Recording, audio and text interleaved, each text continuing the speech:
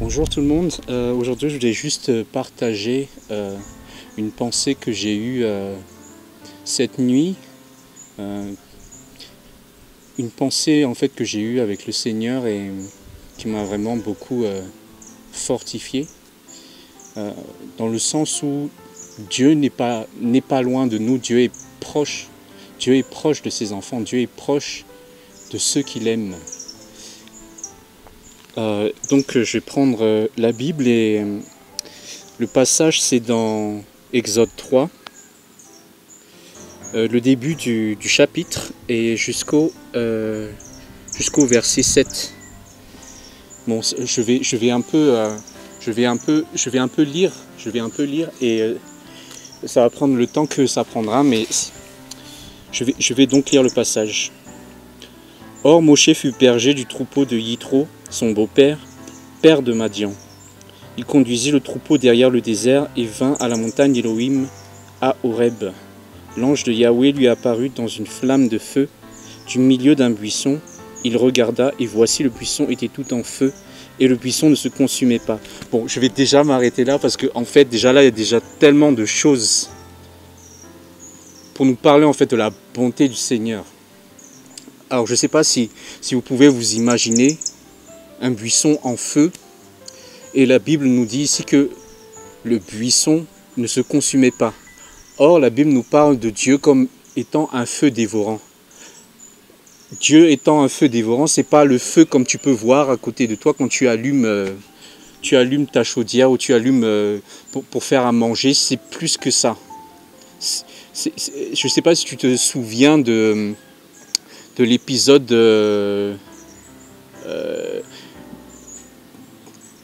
du chaudron qui a été chauffé 7 fois plus dans l'histoire de Daniel. Mais c'est plus que ça en fait. Dieu est plus que ça. Mais ici tu vois, le feu était en train d'allumer le buisson et le buisson en fait n'était pas consumé. En fait, c'est comme, si tu peux voir là en fait la bonté du Seigneur en fait. Tu peux imaginer, moi je suis sûr en fait que le buisson était sec et avec le feu de Dieu, il a dû prendre vie. Parce que c'est un feu, c'est la main de Dieu, c'est quelque chose que tu ne peux pas comprendre d'une manière scientifique, d'une manière physique. Mais c'est l'amour de Dieu, en fait, c'est la miséricorde du Seigneur. Je vais juste continuer. Alors Moshe dit, je me détournerai maintenant et je regarderai cette grande vision, pourquoi le buisson ne se consume pas. Et Yahweh vit que Moshe s'était détourné pour regarder. Et Elohim l'appela du milieu du buisson en disant, Moshe, Moshe. Et il répondit, me voici. Et Elohim dit, n'approche pas d'ici, ôte tes sandales de tes pieds, car le lieu où tu te tiens est une terre sainte. Il dit aussi, je suis l'Elohim de ton père, l'Elohim d'Abraham, l'Elohim de Yitzhak, l'Elohim de Yaakov. Moshe cacha son visage parce qu'il craignait de regarder vers Elohim. Et Yahweh dit, j'ai vu l'affliction de mon peuple qui est en Égypte, et j'ai entendu le cri qu'ils ont poussé à cause de leurs oppresseurs, car je connais leur douleur. Donc voici un Dieu qui connaît les douleurs de son peuple, qui n'est pas loin des douleurs de son peuple, qui connaît en fait. Tu peux avoir l'impression que des fois, le Seigneur ne t'entend pas, ne te voit pas, et te laisse là juste dans ton coin, mais il te dit ici, je connais les douleurs de mon peuple. Je ne suis pas loin, je connais. Et ce verbe-là, connaître, c'est vraiment quelque chose de... C'est comme s'il le vivait avec toi. Je ne sais pas ce que tu peux vivre, mais en tout cas, moi, ça m'a fait du bien de le lire et de le comprendre. Dieu est en train de vivre ta douleur avec toi. Il sait la chose par laquelle tu passes. Et il n'est pas juste loin au ciel, il est à côté, il est là. Et il connaît les douleurs de son peuple. Or peut-être que tu peux te dire, mais moi, qui suis-je? Je ne suis peut-être pas du peuple de Dieu. C'est très simple. C'est très simple en fait. Pour être du peuple du Seigneur, il ne faut pas grand-chose. Il faut juste donner sa vie au Seigneur. On n'a pas On n'a pas à faire des offrandes, on n'a pas à faire de grandes choses pour que Dieu nous accepte. Non, non, non. On n'a pas à être physiquement, je veux dire, du peuple de Dieu. Je veux dire, on n'a pas à être hébreu physiquement.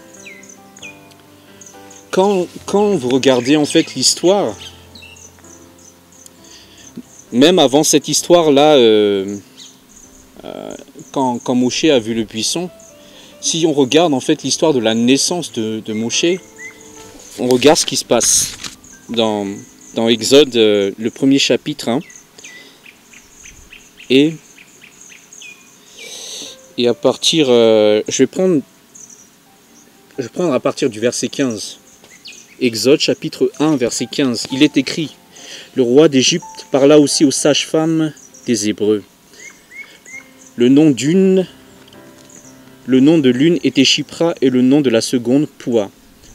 Il leur dit: quand vous accoucherez des femmes des Hébreux, vous les verrez sur les sièges. Si c'est un fils, mettez-le à mort. Si c'est une fille, qu'elle vive.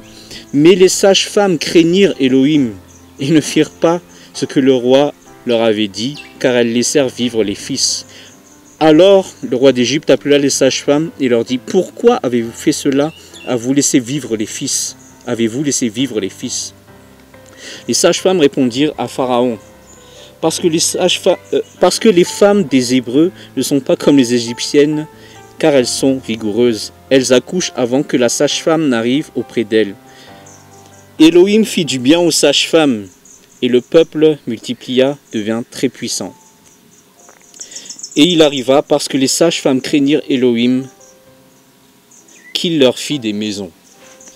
Élohim, c'est-à-dire Dieu, ayant vu le cœur des sages-femmes, ayant vu que les sages-femmes craignaient l'Éternel, leur a fait du bien. Il est écrit que Élohim leur a fait des maisons, a construit leurs maisons. Elles n'étaient pas du peuple des Hébreux, mais elles étaient du peuple de Pharaon, du peuple égyptien. Mais Dieu qui voit le cœur, qui voit dans le secret, qui sait et on ne peut pas lui mentir, qui sait si tu le crains ou si tu ne le crains pas, qui sait si tu as de l'amour pour lui. Même toi, tu peux penser: ah, moi, peut-être je n'aime pas Dieu. Mais Dieu sait que tu l'aimes. Dieu sait mieux que toi que tu l'aimes ou si tu ne l'aimes pas. Donc Dieu qui voit ces choses dans le secret, il peut te faire du bien. Il peut te délivrer. Il voit si tu as la crainte de Dieu ou pas. Et si tu as cette crainte, il dit: bon, elle ou lui, il m'appartient. C'est ma fille, c'est mon fils. Je suis avec toi. Si tu me crains, si tu m'aimes, même toi peut-être que tu ne le sais pas, peut-être que tu ne sais pas si tu m'aimes ou si tu ne m'aimes pas, mais moi Dieu, je vois. Je suis avec toi, je vois dans le secret. Je vois ces choses-là qui sont cachées aux yeux des hommes, qui sont peut-être cachées aux yeux de tes parents, peut-être cachées aux yeux de ta femme ou cachées aux yeux de ton mari. Mais moi, Dieu, je vois. Je vois le secret. Donc Dieu a dit à Moshe: je connais les douleurs de mon peuple. Donc sois fortifié. Ne crois pas en fait que Dieu est loin. Si tu le cherches dans ton cœur, et oui, j'ai bien dit dans ton cœur, j'ai pas dit si tu le cherches en Israël ou si tu le cherches je ne sais où, puisque de toute façon maintenant personne ne peut bouger de chez soi. Donc si tu le cherches dans le secret, Dieu voit, Dieu te connaît et Dieu n'est pas loin, il est à côté de toi. Donc sois fortifié, il connaît tes faiblesses, il connaît ta douleur, il connaît ta peine. Dieu est là, sois fortifié.